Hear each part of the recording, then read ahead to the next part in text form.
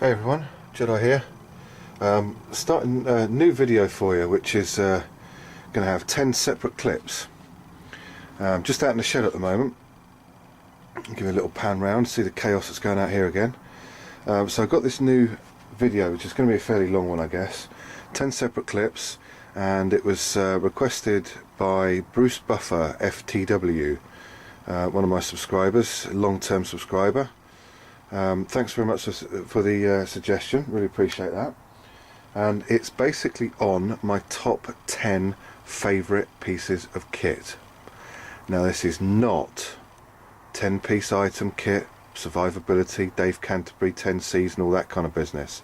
This is my favourite 10 pieces of, or items of kit that I take out with me, use, so on and so forth, for whatever reason. And I've had a look at this from a kind of value for money point of view, and a sentimental kind of point of view, and I'm going to start this off with one piece of kit that I rely on quite a lot. And actually I realised just in the last couple of weeks when I lost one or broke one, and didn't have one available for a little while, just how much of a capability this piece of equipment gives me. A few bits and bobs on the floor at the moment. As you can see, it's absolute chaos. I just got so many things that I'm doing. So number 10, I've had a long hard think about this, and I'm going to go with this item just here, and it's my Dremel tool. Now people say, well, you know, it's not strictly a bushcraft item. Well, no, maybe it's not, but I tell you what, it doesn't half enable me to get a hell of a lot of other things done, whether it's messing around with hobo stoves, whether it's messing around with old cigar tubes, Opinels, whatever it might be. This little puppy here makes a lot of the things that I want to do possible.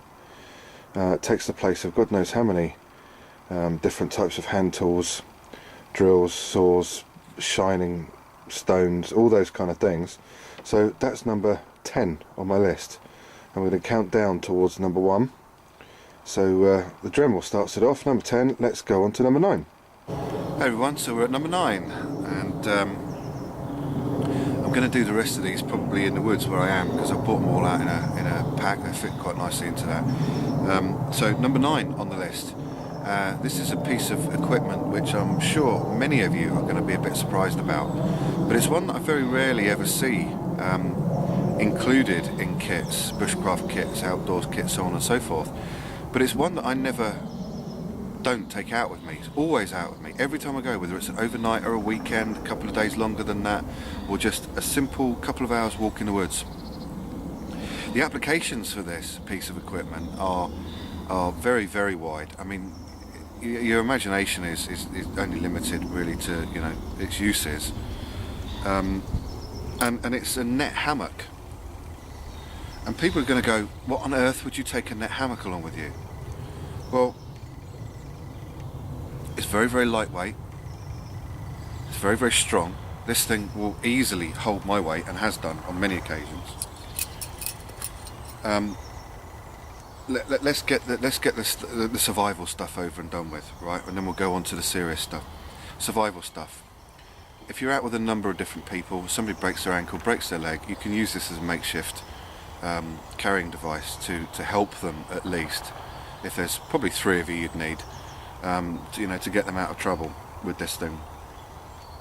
You can use this for snaring, and I've practiced with this to set up spring snare mechanisms, laying this out on the floor like this as a means of catching wild game. But not only that, you can spread it across a small brook or a stream or something like that between 2 sticks. Use it as a gill net. You could catch more game with this single one piece of equipment than I think you probably can do with any other piece of equipment. Snares, brass snare wire, are well and good, but you've got to spend time setting them up. You've got to set loads of them. Sometimes larger game will escape from them. You'll end up maiming those animals more than killing them and catching them, or they just don't get caught, simple as. This spreads across quite a wide area when you rig this up to a spring snare mechanism. But not only can I catch squirrels with it, rabbits with it, pheasant with it, I can also catch fish with it. So anyway, that's the survival stuff over and done with, right? Because I know people are going to be wanting to talk about that. But onto the serious side, more often than not I use this strung between two trees, and it's a nice, really comfortable seat for me. Doesn't take long to put up. I can use it as a bed to lay in. I've actually been out in the woods a few times when it's been a beautiful sunny day, and all I've wanted to do was just string this up between two trees and just lay there and enjoy it. So that's what I've done. I can use it to carry bag. If my bag loses a strap or breaks a strap, I've got a means of putting everything into this thing and carrying it with me. The application for it is just incredible. And when you take it like this and just wrap it around your hand and fold it up, so it fits all into the palm of your hand and actually one pocket in the Snug Pack response pack. How cool is that? It cost £6. Excuse the plane going over, I'm on the flight path again. You know, what a cracking bit of equipment to have so many different uses. I've had this one for a good 2-3 years now. They might not last forever, of course, abrasion against trees and branches and so on and so forth, but hey, for another £5. And do you know what? It saves me a hell of a lot of time if I ever wanted to create a net out of cordage. You know, this is number 9 for me on the list. Comes out at me all the time, everywhere, without fail. It's one of those items that more often than not I'll forget to talk about. So that's number 9. Let's go and have a look at number 8. Hi everyone, so we're at number 8 on the list of my top 10 favourite pieces of kit. And this is one that I know everybody's going to be familiar with. Absolutely everybody. There's so many people that use these things, it's incredible. It's one of the things that certainly Dave Canterbury alludes to, I guess, in his 10 C's of survivability. I know my old YouTube mate Scott from Wessex Blades swears by these things, and indeed he includes it as part of his clothing, as do I. And to be honest, it's very rare that I ever go out anywhere without it, either on my person or in my pocket. One of the two is always going to be with me, either in the bag, the Snug Pack, the pocket, or around my neck. And I don't think it's going to come as too much of a surprise to people that it's this, the Shamar. I've got a plain white one here. I've got a couple of different colours. I choose to have a plain white one. Well, not a plain white one, but you know, different colour, white and black. Versatility of these things is just incredible. You know, they're made at a fantastic size. You know, so many different applications. I can't even go through the list. As you know, for first aid applications, slings, core body temperature, keeping your head and neck warm. But not only that, in very, very hot sunshine, to protect your head from the sun and prevent any kind of hyperthermia. You can wet these things down either with water or bodily fluids if you needed to. You know, and put it around your neck to enable your body to cool down. Compression pads for wounds. You know, these things will soak up blood as quick as anything. You can carry stuff in them, use them as a little bag. You know, just so many different things that you can use the Shamar for. I think, you know, maybe somebody should just set up a Shamar channel and just put hundreds of videos up of the individual things you can do with the Shamar. But that's number 8 on my list, and very good reason. As I say, it comes down, one of the most important things for me is around regulating core body temperature, making sure that I'm safe that way, dealing with the elements, and that goes a long way to doing so. So that's number 8 on the list. Very, very cheap. This one's got a fair amount of sentimental value to me as well. I've had it a few years now. So that's number 8 on the list. Let's go to number 7. Hey, so number 7 on the list of this countdown, and this is getting more and more tough as we go along now. Now I'm going to choose an item next which people are going to say, well, is it really a bit of kit? Can you really class it as a piece of equipment? Actually, yeah, I kind of do. I suppose anything that I use for any purpose can be classed as a piece of equipment. But I guess it's one of these things that was never designed originally to be so useful, if you like. I guess when the original manufacturers came up with this idea for their own product, they probably had no vision as to even the cult following that this thing has taken on. And if you check out on YouTube, you can see so many different videos with this thing being used. It's incredible. And I've got one inside my little possibles pouch, and this is the barnacle or anemone, one of the two. Can't even remember the name of this now. It's the Maxpedition pouch anyway, barnacle thing. But what I wanted to show you for number 7, sitting in the back here, is the old faithful Altoids tin. And again, when I've been thinking about what I wanted to put as my top 10 pieces of equipment, this for me has to go in there somewhere.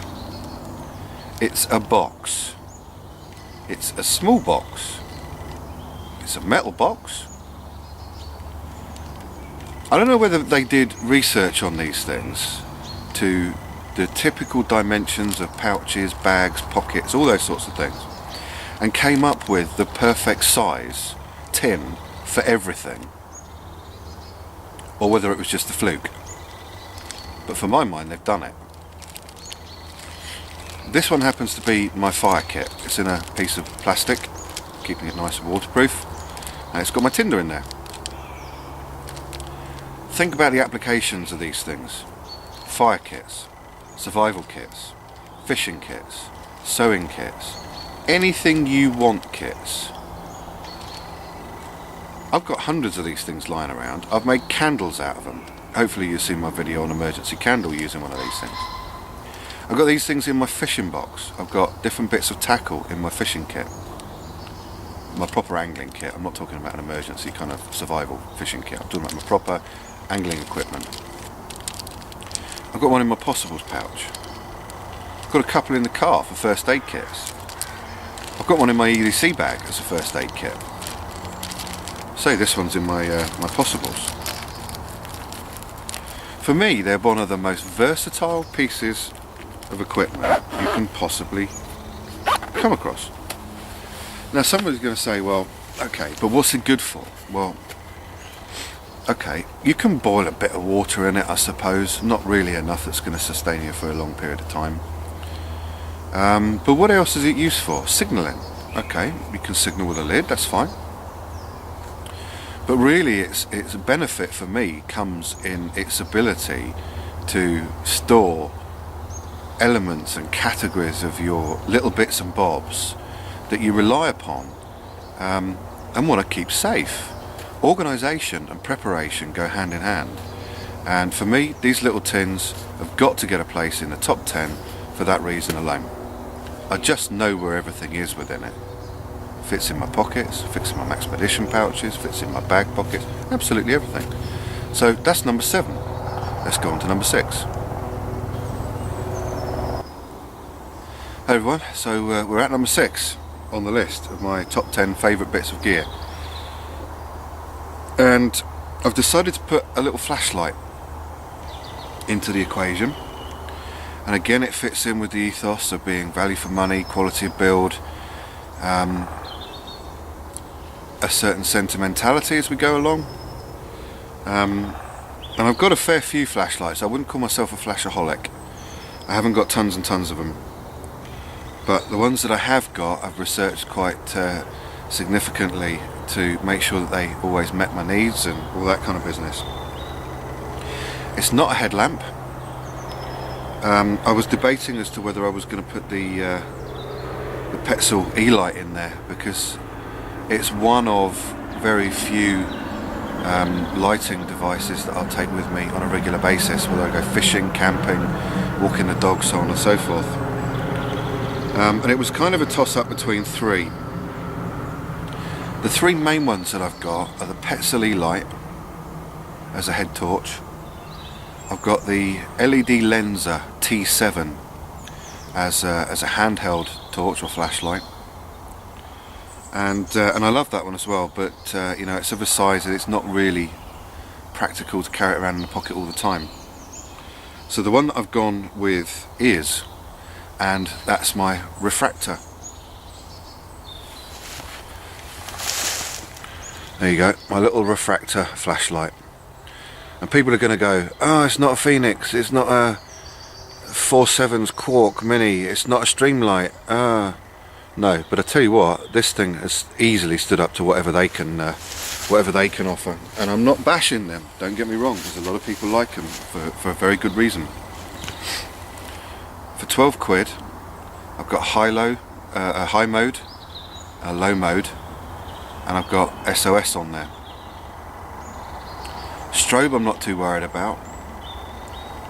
Runtime on it, I've still got the same Duracell battery that I put in there months ago when I first picked this up and did the review on it.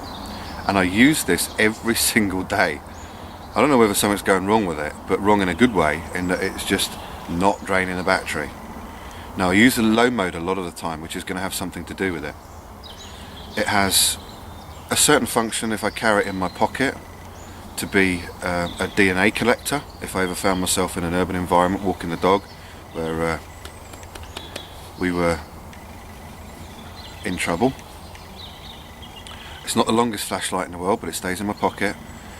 Could act as a DNA collector.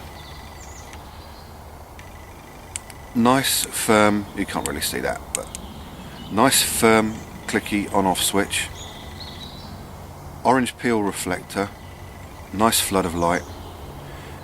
It's type 3 or is it type 2, can't remember, anodized finish on it. It's just a fantastic tool. It's a perfect size, about 65 lumens on the high mode. It fits in my Maxpedition Micro perfectly. It comes with me to work, it's in my pocket every single day without fail. And I've got really attached to this thing. I must admit, I am looking at a couple of Phoenix. I've got a couple of quid to spend on a flashlight. And I'm going to have a look at a Phoenix light. But boy, for my mind, has it got a lot to live up to in this cheap but reliable little flashlight here. So that's number 6 on my list. Let's go down to number 5. Hey everyone, Jedi here, and this is number 5 on the list. So, been thinking long and hard about this list, and it's been tough. I've got to say, there are so many different things that are competing for a place on this list. And this is number 5. And I'm going to choose a knife for this one. A lot of people were saying, oh, I would have had NumberOne as my knife and all that kind of shit. Well, okay, fine, whatever. But to be honest with you, I think a knife's got to be on there. I want to reiterate, this is not the 10 C's of survivability. I haven't chosen 10 pieces of equipment that will enable me to survive overnight, so on and so forth. These are 10 pieces that I love to take with me, I've got for sentimental reasons, so on and so forth. Value for money, that kind of business. I wanted to choose a knife as a part of this list because I thought it was, you know, there are so many that I enjoy using, and I thought one of them's got to go on there. And I've chosen one, and it's only one that I've had for a couple of months now. It's not one I've had for years, but I've enjoyed using it so much that I think really it's improved upon a knife that I used to use for so many different things. That it's just been that small amount of improvement that for me has just made it pretty much perfect. And let's show you. I've got it in my Maxpedition single sheath, and lo and behold, it is my Victorinox Outrider. I was deliberating long and hard about picking this one up because I had a sentimental attachment to my Victorinox Huntsman. But I am so glad I picked this up, I really am. The small improvements that were going to be made over the Victorinox Huntsman were going to be a bigger saw and a locking blade, really. I think that's the only things. And that's what this one has. It's got a really nice grip in the hand for me. The Huntsman was only ever going to be sort of 3 fingers at the most. It's got a nice feel, it's got a lovely grip in the hand, it's got a nice big blade. I need to clean it off a bit actually. It's easy to maintain. No, it's not a fixed blade. Do I need to take a fixed blade with me every single time I go out? No. A lot of my trips out will be into the woods to do some stalking, some tracking, just to generally get out there and enjoy it. I don't need to baton arm thick pieces of wood all the time. Something like this, the versatility that this has with the knife blade and a really nice big capable saw, that is more than adequate for so many things that you want to do while you're out there. If I'm going for overnighters or weekends or longer, then I may well take a hatchet with me. But I'm not a subscriber to this having to have a big 4 or 5 inch fixed blade chopper all the time. I like to think that I really prepare myself for anything that I do when I'm going out there, and really think about what it is I'm doing. And more often than not, this is the most capable blade for the job. I don't need anything more than this a lot of the time.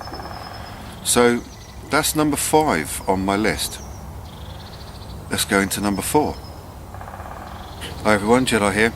So I'm doing this little series of my top 10 pieces of equipment that I like to take out with me when I'm going out, staying overnight, so on and so forth. And I've decided, again, I'll reiterate, these are not the 10 C's of survivability. These are my top 10 pieces of equipment that I love to take with me for sentimental reasons. They've been great value for money, all that sort of business. So this is number 4. Number 4 on my list may be a bit of a surprise to some of you. And they are my moccasins. Well, moccasins? Well, actually they're an old pair of slippers. I must have got these about 15 years ago, and they are old and they are battered. But I tell you what, when I've had a wander around all day and I've been tracking and hiking and I'm staying out overnight, I'm getting my fire on and the brew's brewing up, food is just about to go down the treat. When I take my boots off, and a lot of times I'll take my socks off, I love these things. I mean, they are just, it's like walking on air. Well, it's not. The plastic sole keeps me in touch with the ground without having sharp sticks poke up in through my foot. But they are so comfortable, it's ridiculous. Look after your feet. You've got to look after your feet. I'm going to be no good tomorrow if my feet are aching, they're tired, you know. At the end of the day, take your boots off, take your socks off, slip something like these on. They're lightweight, they take up no space in the bottom of a pack, hardly any space at all. But the benefit I get from having these in the evening to walk around with, go for a pee if I need to, walk around camp, is incredible. You know, last thing I want to do when it's early in the morning and I've gone right the way through the night without having a pee, last thing I want to do is slip my boots on, tie them up, so on and so forth. These things I can just, you know, slip on, they're slippers, and go and do my business, whatever it may be. Absolutely love them, so that's why they are number 4 on my list. Let's have a look at number 3. Hey everyone. So number 3 on the list. This is a piece of equipment that, apart from in the summer months, will be with me through autumn and winter, right the way into spring. And it's around keeping the core body temperature. You know, one of these things that enable me to keep my core body temperature stable. And it's a piece of equipment that I picked up just a couple of years ago. It cost me around about £8, I think, and I've never looked back since. I will buy them for people's presents, gifts, birthdays, Christmas, all those sorts of things. And again, it fits in with this ethos of, you know, I wouldn't say it's got too many different uses as such. I suppose you could use it for a few different things. But really it's about keeping me warm and comfortable, and also sort of a morale thing. Let's show you which piece it is. So number 3 on the list is my snood. Now this is just a simple fleece snood. So I picked this up for about £8. There's the hood and the neck piece. You can see it's quite long. Goes down nicely underneath whatever sort of top layers you're wearing, and it's got the draw cord there. Really, for me, you know, the whole point about going outdoors and enjoying yourself is preparing yourself for the elements. And first and foremost, that's the first thing I'll consider before I'm going out. I say anywhere between early autumn right the way through winter up until spring, when the temperatures can still drop, this is absolutely invaluable. The benefits for me of having this over and above, I mean, I'll wear a shamar, and I wear a shamar a lot of times, but where I don't need the shamar, that will always ride in my pack or in my snug pack or in my pocket as an additional layer. But in terms of warmth, this thing is just incredible. You would have seen this in a couple of different videos. In conjunction with a beanie hat underneath, it is one of the warmest things I can remember wearing. But the benefit of it is, you know, if I get too hot, I can take it down and I've just got a neck scarf. It's so comfortable, it's incredible. But, you know, when you find yourself in howling winds with a scarf or a shamar, you've got to take it off and wrap it around your face and all that kind of business. With this thing, I take it off, I cinch it up, and I've now got what is basically a balaclava, you know. A lot of times when I'm just wearing this, I can have my glasses on at the same time, you know, to protect my eyes from the wind. Pull this down a bit, and essentially I've got full face cover. I don't know how well you can hear me at the moment, but so basically I've got full face cover in driving winds and snow and rain, and that to me is invaluable, to be able to just do this with let's take that off. You know, just to be able to do that without having to undo the shamar, rearrange myself, all that kind of business is absolutely invaluable. And the price of it was just ridiculous at £8. So there you go, that's my number 3 on the list. Let's go to number 2. Hi everyone, Jedi here. So this is another clip, if you like, for my my top 10 pieces of kit as requested by Bruce. I'm in a familiar spot, you know, been out walking around today and decided to get a few of these done while I had the opportunity, and I wanted to give you number 2 on my list, on the countdown of my top 10 favourite bits of kit to take out with me. And this is a piece that I'm sure so many of you are familiar with. It's one of those bits that is very affordable, good quality. So many people use them for different things. People use them for survival kits, they use them for brew kits, they use them for cook kits, they use them for first aid kits. So many different applications for this bit that I felt for me it was right up there, easily in my top 3, but I've decided to put it, because of its versatility, as number 2. And it's the Snug Pack Response Pack. As I said before, I've been trying to make this series of 10 not as the 10 C's of survivability, not as all the different components you need for a survival kit or to affect your survivability, so on and so forth.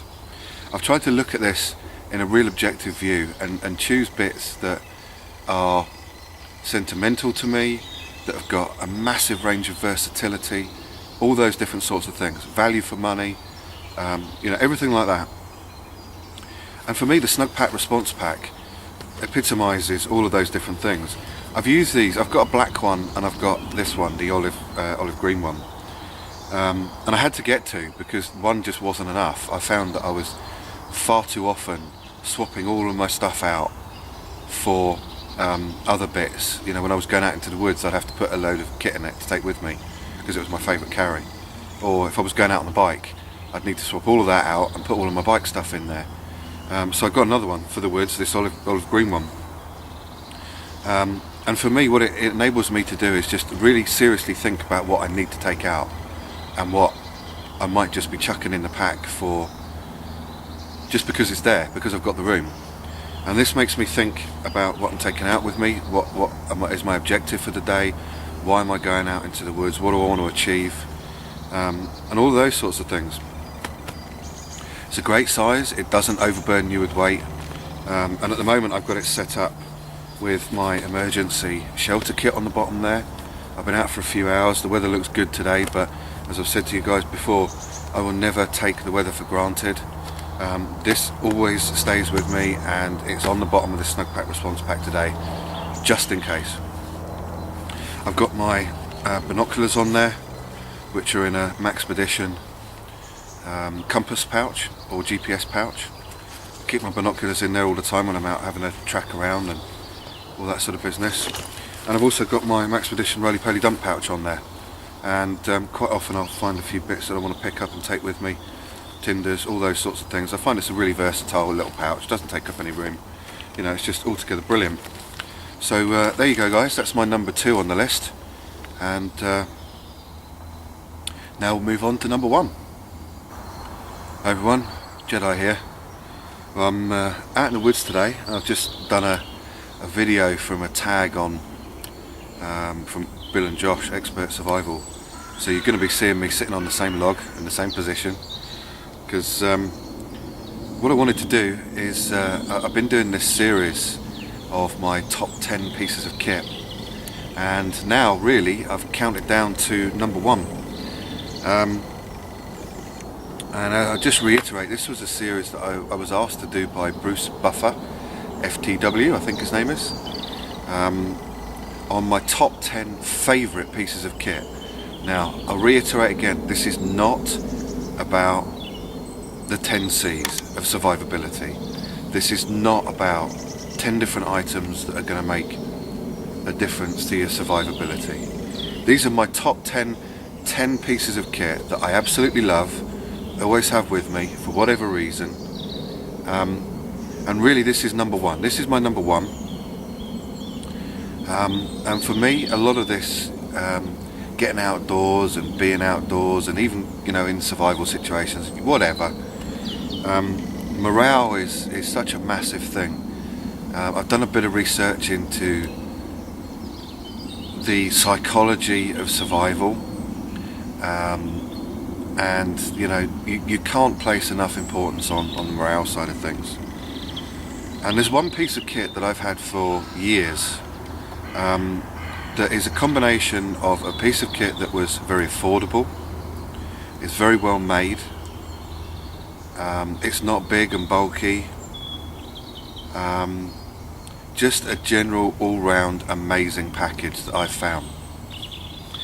And I'm building this up a bit, and I guess a few people are going to be a bit kind of let down by this one, but on the morale factor I have to say that my number 1 is this, or more appropriately this. This is my BCB 400ml thermos flask. I always put this little folding handle cup on the bottom because it nests perfectly into that, and I call that a package basically. This thing was about £6. It keeps stuff scorchingly hot for a good 6 hours, pushing 8 with a good prime of hot water first. I can set this thing full of coffee at the beginning of the morning, and come the afternoon I've still got hot drink. No, without this, I can't boil water in this. Well, some people say you can. No, I can't cook food in it. But what I can do is use this in conjunction with my brew kit or my mess tin kit. And if I'm making up some hot soup, I'll make up twice as much, have some there and then, and I put some in this. And 6 hours later I've got another hot drink or another hot meal.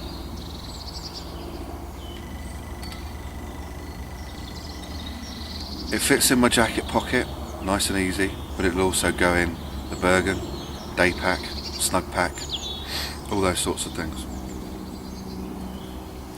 That, guys, is my number 1. The feeling I get when I can sit down and have a hot drink without having to make a fire, waste resources, set the billy going, clean up after me.